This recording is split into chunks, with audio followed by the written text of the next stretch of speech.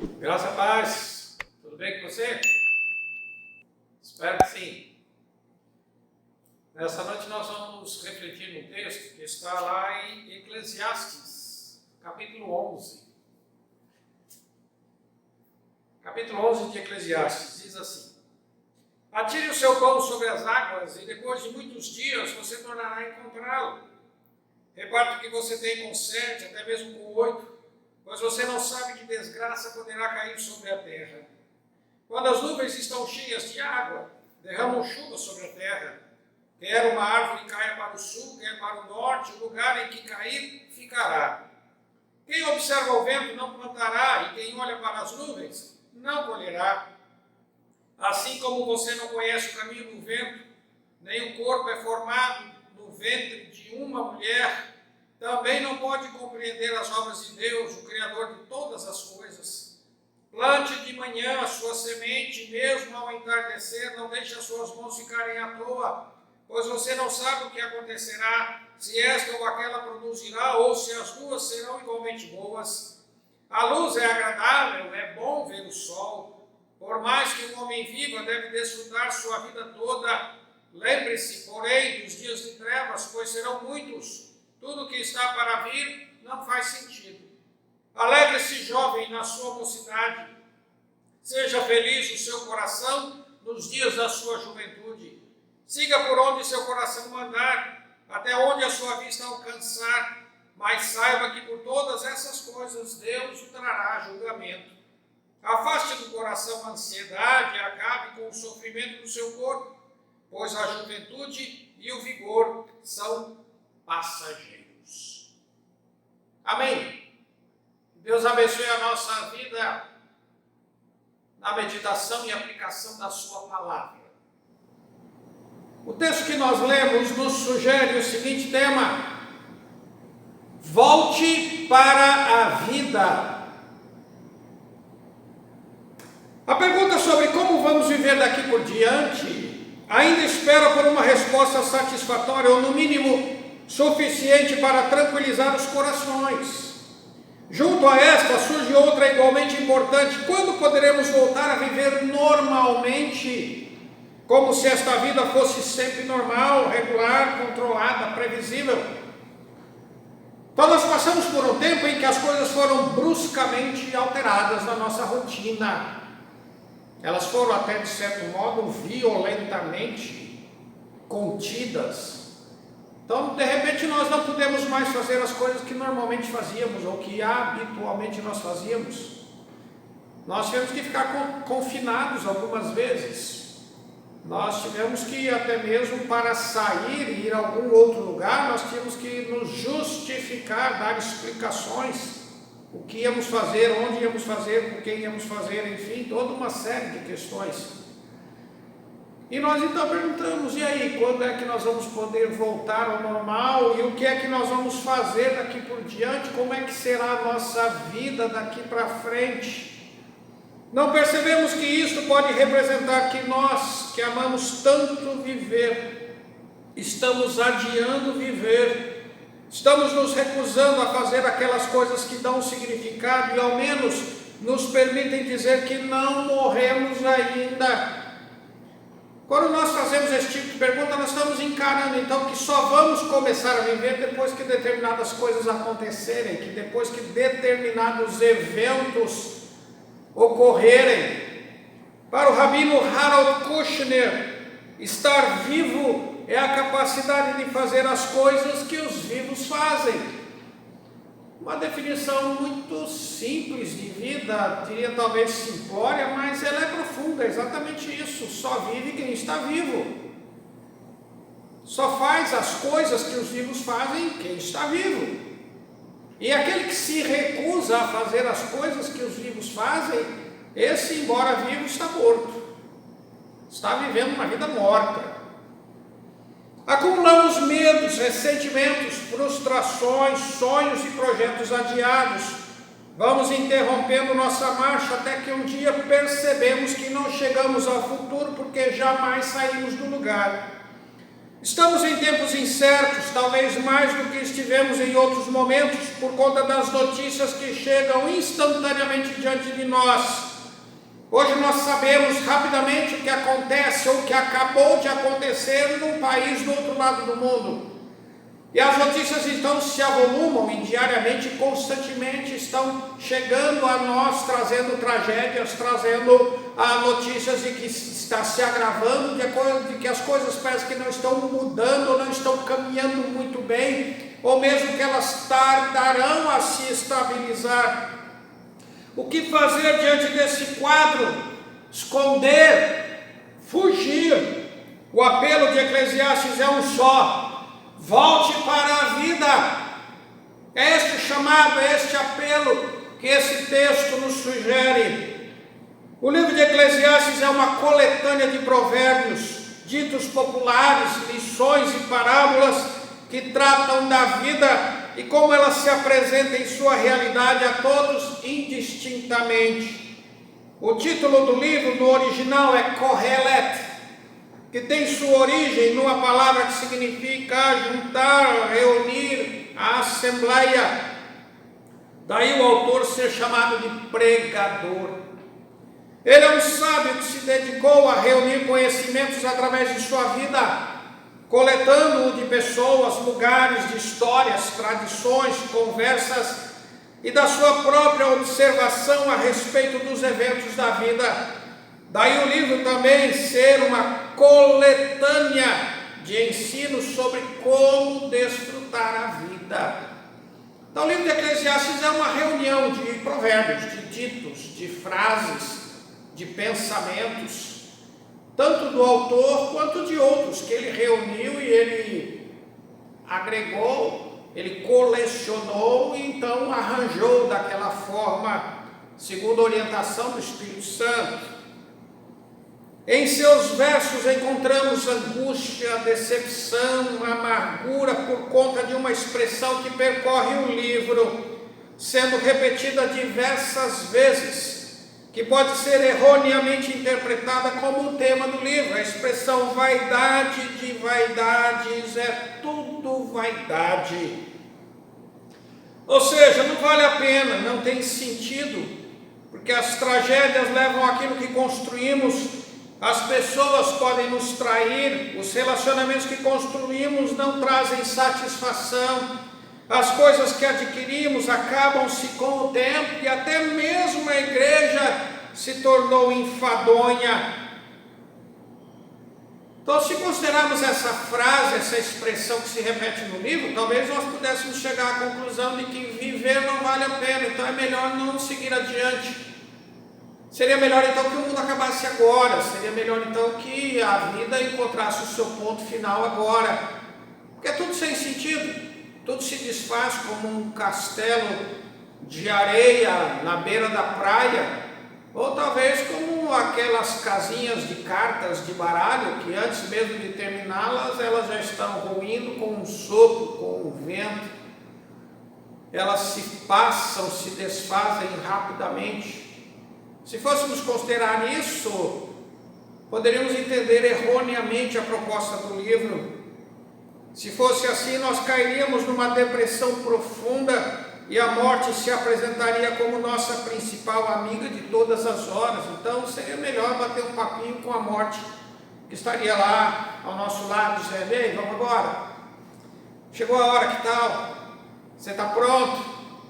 Se não está pronto, eu estou pronta.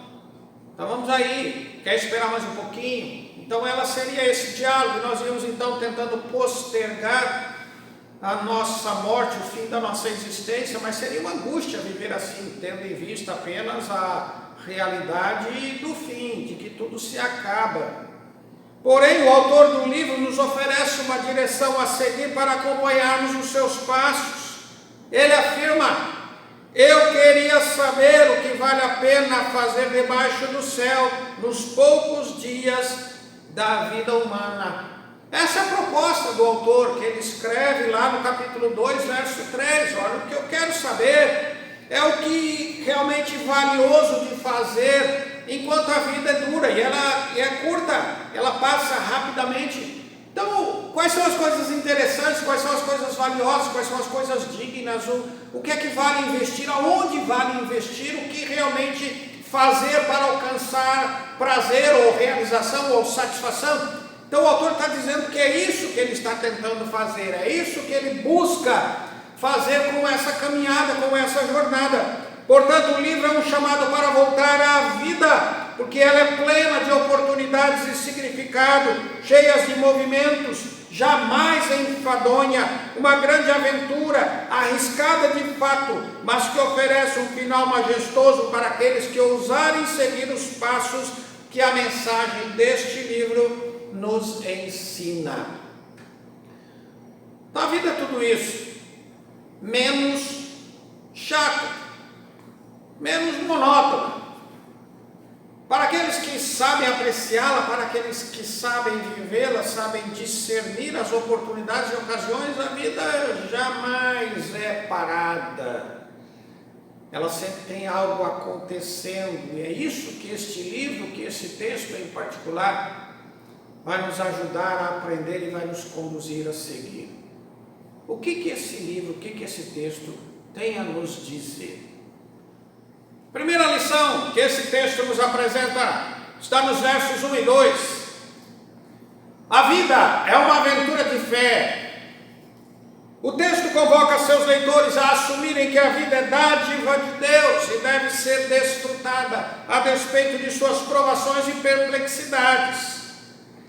A linguagem usada nestes versos remete ao comércio, no qual as encomendas eram feitas e embarcadas e levavam vários dias para chegarem ao seu destino. Então esse texto, ele usa essa linguagem comercial. Naquela época, então, eles encomendavam as mercadorias que vinham de muito distantes, demoravam dias, semanas, às vezes meses para chegarem ao seu destino. E eles então ficavam aguardando para que o seu negócio pudesse fluir, para que pudesse acompanhar ou correr normalmente. Isto exigia fé para crer e esperar que elas chegassem a fim de serem vendidas e os negócios serem mantidos. Em 1 Reis 10, 22, nós encontramos uma referência a esse evento. Diz assim: porque o rei tinha no mar as naus de Tarsis com as naus de Irão.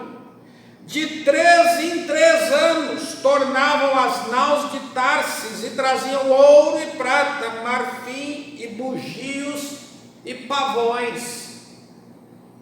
Então está dizendo que levava 3 anos para que o navio saísse, fosse até o seu destino, carregado, passasse por todos os lugares que ele tinha que passar e depois retornasse. Então alguém que fazia uma encomenda hoje, essa encomenda só ia chegar daqui a 3 anos. Então isso exigia fé, exigia muita paciência, exigia muita esperança, muita expectativa, muita coragem, muita crença para fazer negócios, para ter um negócio, para manter um negócio que desse continuidade. Então, o autor do livro está dizendo que a vida é uma jornada de fé, uma aventura de fé, porque ela passa por esses momentos de expectativa, de ter que aguardar que as coisas aconteçam, mas ainda assim continuar vivendo a despeito disso. Porque imagina então um comerciante que abrisse o seu negócio, fizesse a encomenda e ele sabe, bom, só daqui a 3 anos vai chegar. Ele fecha a sua loja e fica 3 anos parado. Quando a encomenda chegasse, provavelmente, certamente, ele não teria mais o seu negócio já teria falido, já teria fechado, porque enquanto a sua encomenda não chegava, ele poderia cuidar de outras coisas, ele podia negociar outras coisas que estavam mais próximas, que vinham de locais mais perto de onde ele tinha o seu comércio. Nem sempre é possível ter certeza sobre o que vai acontecer. Não é possível ficar esperando tempos favoráveis para realizarmos alguma coisa em nossa vida. Não se pode contar com a previsão do futuro para sabermos o momento certo para agirmos. Precisamos de fé, porque ela é a única forma de agradarmos a Deus. Hebreus 11:6, se queremos viver uma vida agradável, uma vida que agrada a Deus, nós precisamos ter fé e vivê-la com fé. Há pessoas esperando a pandemia passar para voltarem a falar com os amigos, para realizarem algum projeto, para iniciarem algum curso, para viverem momentos intensos de alegria com as pessoas queridas, ou mesmo para se reunirem com os irmãos da igreja. Tem gente esperando tudo isso passar para fazerem alguma coisa, para iniciarem alguma coisa, para se envolverem com alguma coisa. Vista a máscara, use álcool em gel, lance mão dos meios de proteção e higiene, mas volte para a vida. Viva com fé. Está esperando o quê? Viva com fé, volte para a vida. Comece, ainda que não seja possível terminar por conta de algumas questões que a pandemia emperrou. Comece, deixe as coisas preparadas. Saia de casa e vá visitar alguém, mesmo que a conversa fique limitada ao jardim, em vez da sala de estar. Não dá para conversar na sala de estar, converse do lado de fora, mas vá, faça. Se não é possível comer bolo e tomar café juntos, marque um lanche onde cada um leva o seu e coma com prazer e gratidão ao Senhor. Então, se não dá para partilhar da comida junto do mesmo prato, cada um leva o seu, se assentam na distância segura e comam, se alegrem, sorriam, deem graças a Deus pela vida que estão vivendo. A vida é uma aventura de fé para ser vivida, é o tempo para se fazer aquilo que as pessoas que vivem fazem.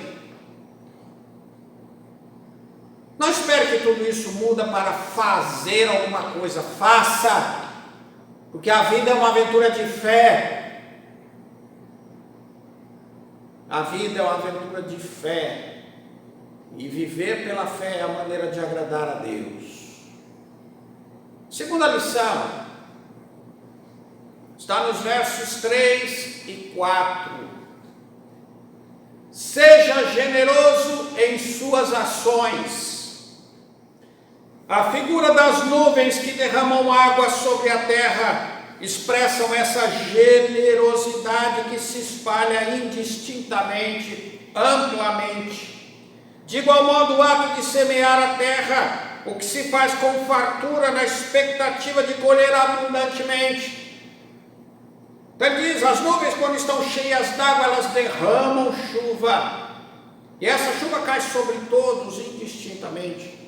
Da mesma maneira, quando alguém vai semear o campo, ele não fica semeando pouco, ele semeia logo uma grande área, ele lança muitas sementes, muitos grãos, porque ele espera colher bastante, porque ele espera ter fartura, ter abundância na sua colheita. Então é isso que o texto está nos dizendo, nos convidarmos a essa generosidade. Generosidade é fruto do entusiasmo que se tem em viver. Essa alegria que vem de dentro, que transborda, gerando um sentimento quase de dever, por compartilhar, distribuir e abençoar outros. Então, entusiasmo, uma alegria, uma satisfação que vem de dentro, que isso transborda e nós sentimos quase que impulsionados, empurrados, arrastados para compartilhar. A gente diz, olha, eu preciso dividir isso com alguém, eu preciso levar um pouco para aquele, eu preciso levar um pedaço para aquele, eu preciso estar com alguém, eu preciso falar para alguém, eu preciso conversar sobre isso com alguém. Então aquilo vem, é quase que irresistível por causa dessa satisfação. O não generoso nega a alegria que tem. Quem não é generoso apaga o entusiasmo e o brilho da sua própria alma, porque ele se sente sempre um miserável que não tem o que compartilhar, ainda que seja um mero sorriso. Quanto mais alguma coisa, porque a generosidade é fruto desse entusiasmo, dessa satisfação.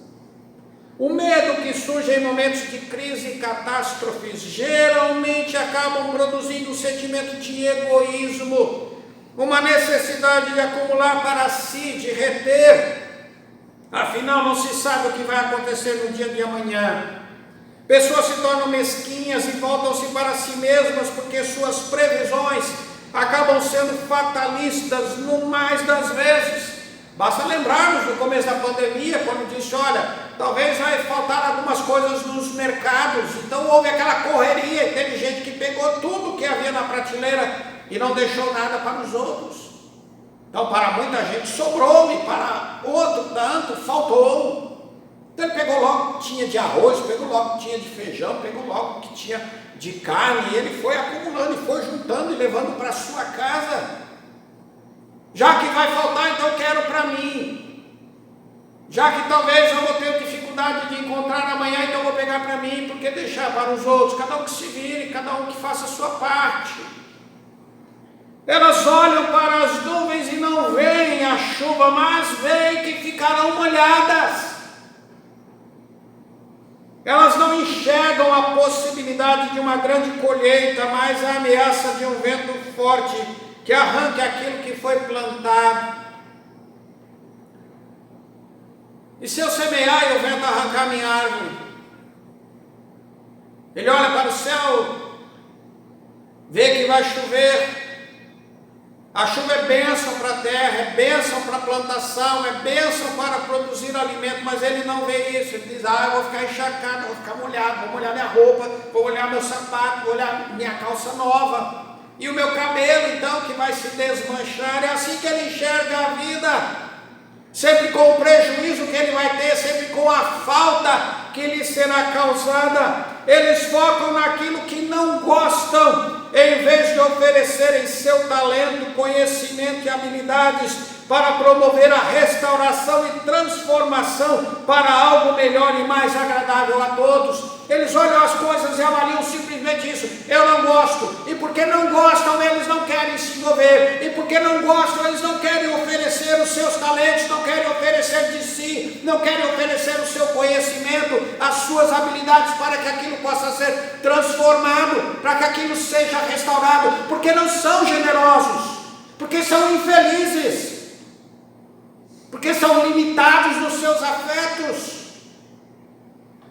Tais pessoas deixam a vida escorrer por entre seus dedos, pois a usam somente para si mesmas, na tentativa de guardar o máximo de vida para si. Acabam por desperdiçar ouvem-na, deteriorando-se em suas próprias mãos.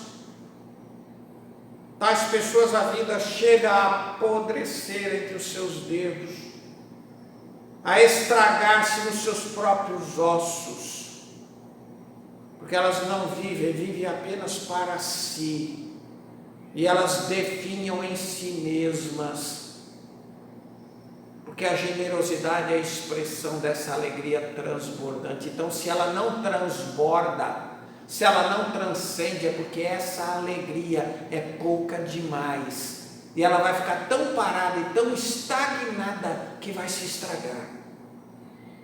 Por isso o pregador alerta: tudo quanto te vier a mão para fazer, faze-o com todas as tuas forças, porque na sepultura para onde tu vais não há obra, nem projeto, nem conhecimento, nem sabedoria alguma.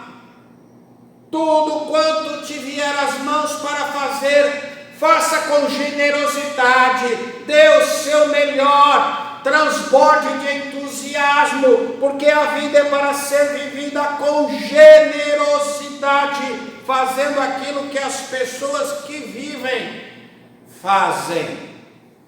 Terceira lição está no verso 9. Viva de modo reverente. O verso pode fazer parecer um convite a viver de maneira totalmente irresponsável, buscando o prazer em todas as coisas, satisfazendo todos os seus desejos e aproveitando de tudo que a vida pode oferecer em termos de felicidade. Porque o verso parece esse convite: olha, vai lá, tudo que o teu coração desejar, você vai e faz, você dá a Ele.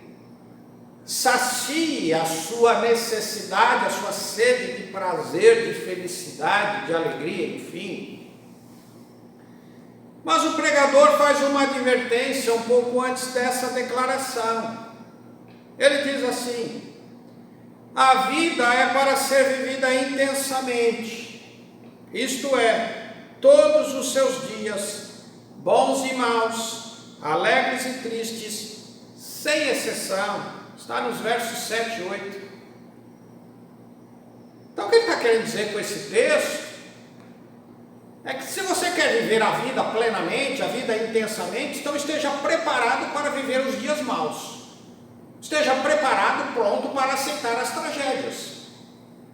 Se você quer viver tudo aquilo que a vida oferece, tudo aquilo que a vida tem para te dar, então esteja pronto para sofrer, para chorar, esteja pronto para sentir falta, para sentir carências, para ter ausências, para enfrentar momentos em que as noites se alongam demasiadamente, parecem que não terá o fim.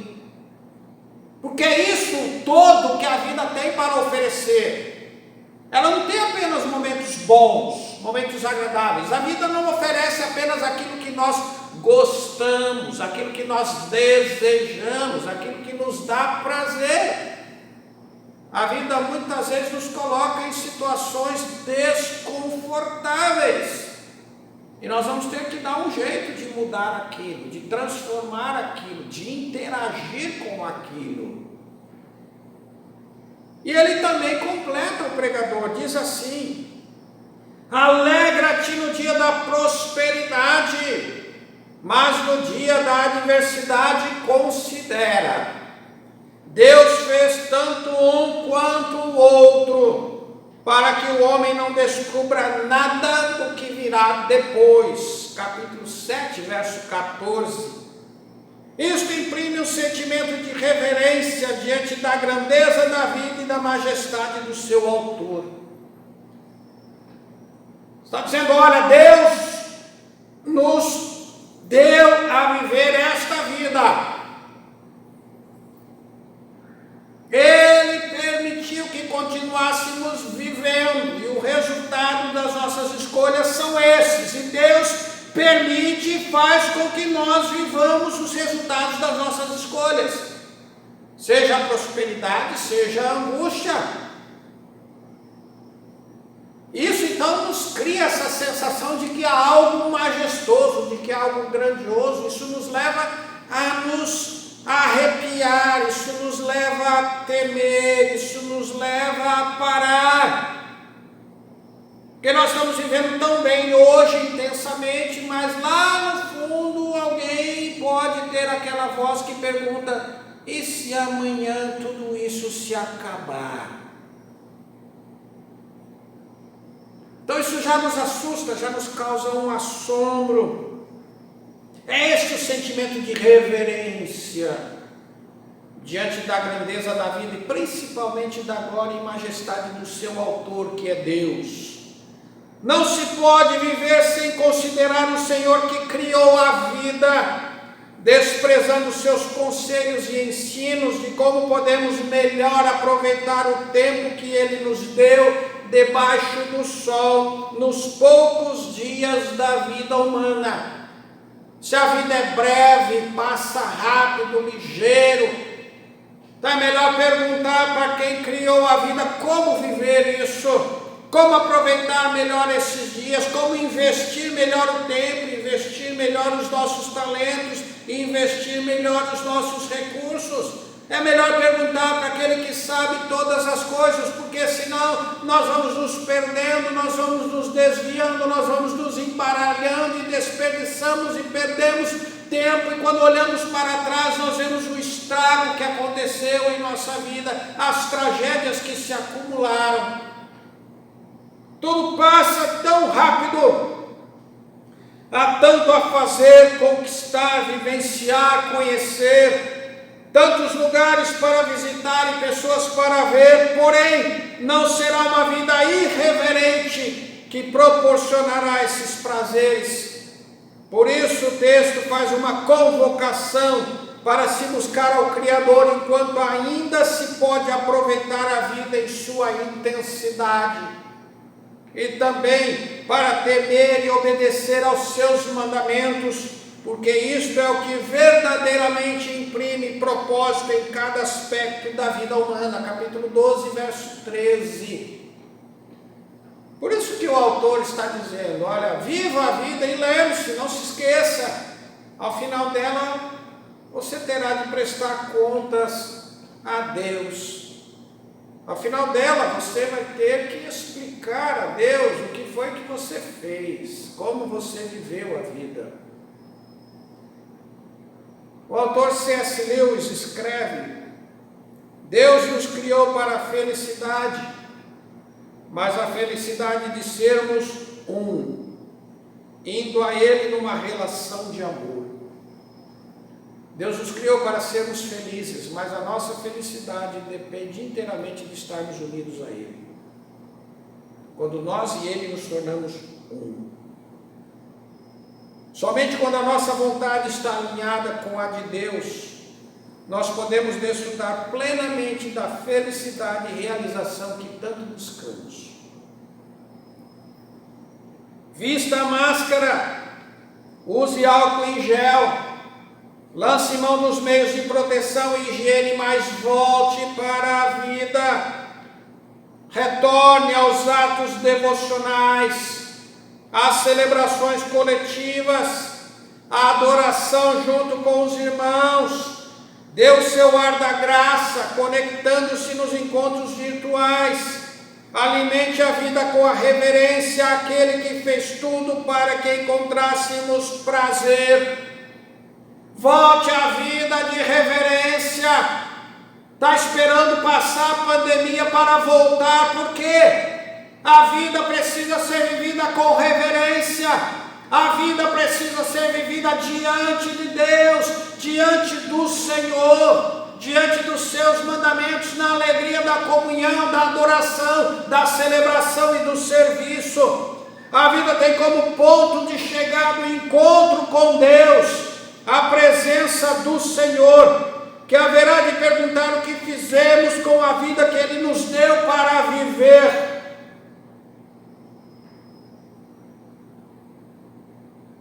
E você não terá como simplesmente dizer para Ele, olha, eu não vivi por causa da pandemia, porque eu estava esperando a pandemia passar. Olha, eu não adorei porque eu estava esperando o governo autorizar. Olha, eu não celebrei porque eu estava com medo de me contaminar. Olha, eu não servi por causa disso ou daquilo. Estou esperando algumas coisas acontecerem, estou esperando alguns projetos, estou esperando resolver algumas coisas na minha vida. Volte para a vida. Continue trabalhando, continue fazendo as coisas que são possíveis serem feitas, mas viva com reverência. A vida é para ser vivida com reverência, fazendo aquilo que as pessoas que vivem fazem. Concluindo, viver é preciso, pois assim podemos vivenciar as experiências que nos tornam cada vez mais humanos e realizados. Nós vamos aprendendo a sermos seres humanos enquanto vivemos. Muitas vezes ela se apresenta como no verso de uma música de Etta James, uma famosa cantora de blues. Não sei por que não há sol no céu, tempos de tempestade, continua chovendo o tempo todo. Por causa disso vamos nos encolhendo, escondendo, fugindo até de vivermos. Porém a Bíblia nos chama de volta para a vida, para sairmos e encararmos com ousadia e coragem, porque a vida é uma aventura de fé. Vivendo pela fé, nós experimentamos o favor do Senhor. É também uma oportunidade para sermos generosos em nossas ações. Não podemos permitir que as circunstâncias difíceis nos tornem mesquinhos. E é um chamado para vivermos de modo reverente, sem abandonar o Senhor, nem a devoção e adoração, e praticando os seus ensinos. Deste modo a vida será mais plena e significativa. Não temos todas as respostas que procuramos para viver, nem todas as garantias de que nada de errado acontecerá conosco, mas temos uma certeza: quando voltamos para a vida, aí sim estaremos vivendo, sendo capazes de fazer aquelas coisas que as pessoas vivas fazem, e acima de tudo, contemplar o agir de Deus ao longo de nossa jornada. Só quem está disposto a voltar para a vida, só quem está disposto a viver a aventura da fé, quem está disposto a viver com generosidade e reverência, pode experimentar a beleza e desfrutar a vida como ela é, do jeito que ela se apresenta, porque não importa como ela se apresenta, mas sim o que vamos fazer dela, como vamos transformá-la, como vamos torná-la na vida que o Senhor disse que ela pode ser. Então nós não somos levados, nem conduzidos, nem arrastados. Nós também não precisamos nos esconder, nos encolher. Nós somos chamados de volta para a vida. Então volte para a vida. Experimente e vivencie tudo aquilo que Deus quer realizar em você e através de você. Amém? Deus te abençoe. Nós vamos orar. Vamos agradecer ao Senhor. Pai, nós te agradecemos pela Tua palavra, agradecemos pela vida tão rica, tão diversa, tão dinâmica, tão cheia de oportunidades, desafios, de altos e baixos, de planícies e montanhas. Vivemos dias sombrios, tenebrosos até, mas também vivemos dias de claridade, de intensa luz, onde podemos enxergar longe e distante. Pai, muito obrigado pelo privilégio de podermos estar vivos, de podermos realizar as coisas que gente viva faz. Pai, nós fomos obrigados a ficarmos confinados, a limitarmos as nossas ações e realizações, ó Deus, mas nós queremos voltar à vida. Para isso nós pedimos, ó Deus, que nos encha de coragem, nos encha de ousadia. Pai, que o Senhor nos ajude a identificar as coisas que precisam ser feitas, que nós podemos fazer e que precisamos fazer, ó Pai, a fim de que venhamos a realizá-las e completá-las. Pai, nos ajude a entrar nessa aventura de fé. Nos ensina a sermos generosos em nossas ações. E nos ajuda principalmente, ó Pai, a termos reverência, a contemplarmos a grandeza, contemplarmos o mistério da vida e contemplarmos, ó Deus, a glória do Senhor. Pai, eu oro por esses que estão ainda com medo, ainda com receio. Eu oro por esses, ó Pai, que ainda continuam trancados em suas casas, que ainda evitam o contato com pessoas, ainda que à distância, ó Pai. Mesmo com todas as precauções que podem ser tomadas, eles ainda evitam, porque tem medo de viver, ó Pai. Tem medo, ó Deus, de se arriscar, de se aventurar com fé, para se apresentar, ó Deus, e se tornar um instrumento do Senhor para abençoar, assim como eles serão abençoados. Te E peço a Deus que o Senhor nos ajude a darem esse primeiro passo para fora de suas casas e experimentarem nos encontros, experimentarem nos eventos, nas ações, ó Deus, essa alegria, esse entusiasmo que transbordará nos seus corações, ó Pai.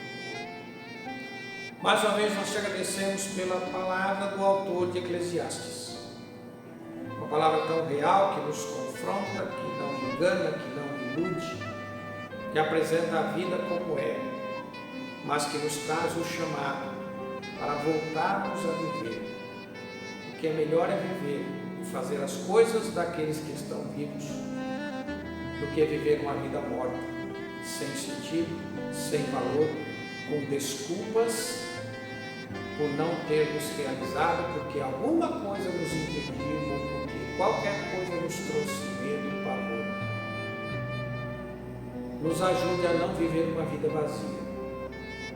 Nos ajude a viver e nos ensina, ó Pai, a viver plenamente. Uma vida cheia de significado e de realizações, independente das circunstâncias, independente dos fatores limitantes, independente das barreiras que estão diante de nós. Muito obrigado, Senhor, mais uma vez pela vida, porque nela é que o Senhor se manifesta. E nós te agradecemos pela tua palavra, em nome de Jesus. Amém. Amém. Deus abençoe você e eu espero ver você no nosso próximo encontro.